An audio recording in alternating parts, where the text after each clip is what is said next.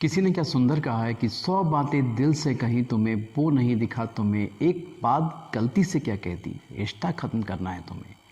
नमस्कार दोस्तों, मैं हूं सचिन। स्वागत है आपका मेरे चैनल ज़िंदगी मेरी और आपकी कहानी में।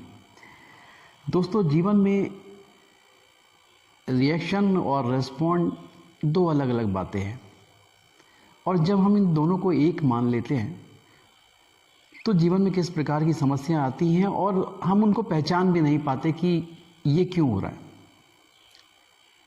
तो इसी को लेते हुए एक बड़ी सुंदर कहानी आप लोगों के लिए लेकर के आया हूँ। उम्मीद करता हूँ आपको पसंद आएगी। और उससे पहले एक विनती जो हमेशा की तरह आपसे मैं करता हूँ कि अगर कहानी पसंद आए तो वीडियो को शेयर, चैनल को सब्सक्राइब और लाइक ज़रूर कर दीजिएगा।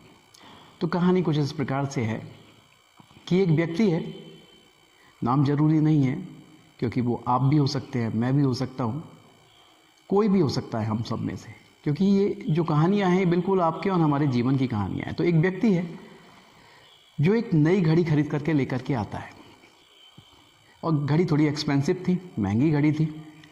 तो वो घड़ी हाथ में बांधे हुए सुबह के समय जब वो बाथरूम में जाता है तो घड़ी हाथ में होती है उसके। तो उसे लगता है कि भाई मैं अभी ये वॉश बेसिन पे अपना मुंह वगैरह धोऊंगा तो हो सकता है इसमें पानी ना चला जाए। तो वो घड़ी उतार करके बाहर टेबल पे, सामने डाइनिंग टेबल थी, वहीं पर वो रख देता है और आकर के वॉशरूम में अपने मुंह वगैरह धो के वो जाता है। वहीं उसका छोटा बेटा जो स्कूल में पढ़ता है, स्कूल जाने की तैयारी में है, ब्रेकफास्ट कर रहा है। तो उसने घड़ी देखी, पापा की बड़ी सुंदर घड़ी रखी हुई है। घड़ी उठा के वो हाथ में बांधने की कोशिश करता है और अचानक से वो घड़ी उससे नीचे गिर जाती है और घड़ी का शीशा टूट जाता है। अब ये बाथरूम से निकल के आते हैं, इन्होंने देखा कि अरे मेरी घड़ी नीचे गिरी पड़ी है, टूट गई।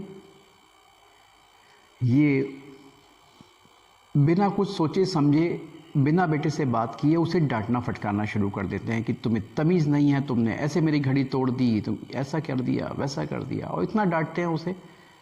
वो जो बच्चा स्कूल जाने के लिए तैयार ब्रेकफास्ट टेबल पे बैठा हुआ था, ब्रेकफास्ट कर रहा था, तो वो ब्रेकफास्ट भी छोड़ देता है और बिना ब्रेकफास्ट किए ही वो उस दिन स्कूल चला जाता है।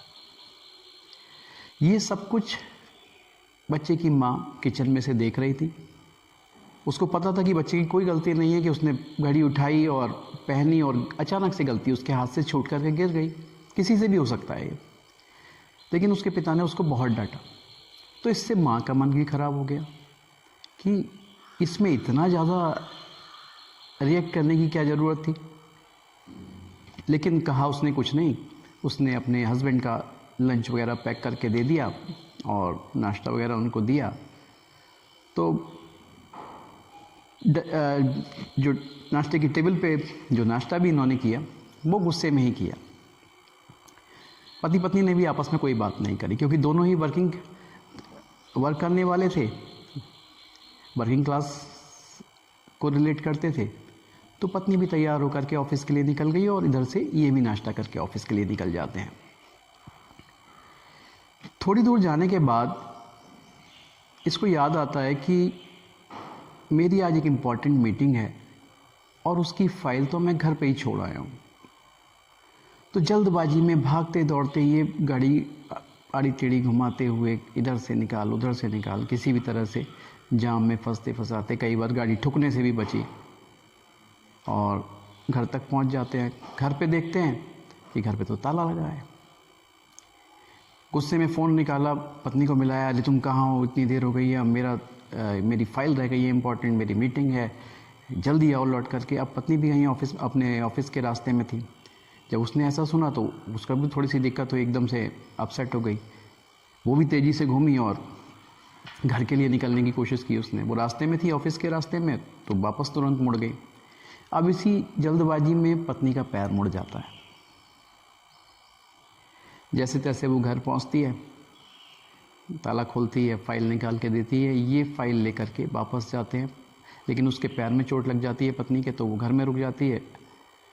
और जब डॉक्टर को कॉल किया तो डॉक्टर ने बताया कि तो फ्रैक्चर हो गया पैर में, प्लास्टर चढ़ जाता है। इधर ही अपनी फ़ाइल लेकर के जल्दी जल्दी ऑफिस पहुंचते हैं, लेकिन जितनी भी जल्दी की ये ऑफिस लेट हो गए।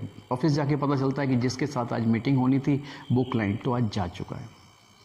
बॉस बहुत डांटता है कि तुम किस तरीके से काम करते हो कि आज इम्पोर्टेंट मीटिंग थी और आज ही तुम लेट आ रहे हो। ये सिर पकड़ लेता है अपना।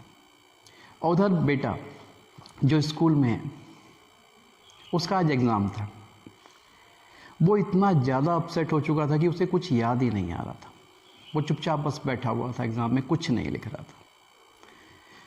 तभी फादर के पास स्कूल से बच्चे की क्लास टीचर का फ़ोन पहुंचता है कि आप इसको लेकर के जाओ और आपसे मुझे बात भी करनी है कि आज इसका एग्ज़ाम था और इसने कुछ भी नहीं लिखा है, ऐसा क्यों। ये सुन के फादर भी अपसेट हो जाता है और स्कूल में बुलाया जाता है उन्हें। अब इधर पत्नी के पैर में फ्रैक्चर हो गया, वहाँ बॉस की डांट पड़ी उस व्यक्ति को। इधर बच्चा अपसेट है, उसने एक शब्द नहीं लिखा कॉपी में, स्कूल जा रहा था। अब आप सोचिए कि ये सब क्यों हुआ, कहाँ से शुरू हुआ। शुरुआत घड़ी से हुई थी। घड़ी महंगी थी, मान लिया, टूट गई। बच्चे ने हाथ में बांधी, गलती से वो गिर गई और वो टूट गई। क्या फादर को डांटना चाहिए था? बच्चे ने जानबूझ के तो नहीं तोड़ी थी ना।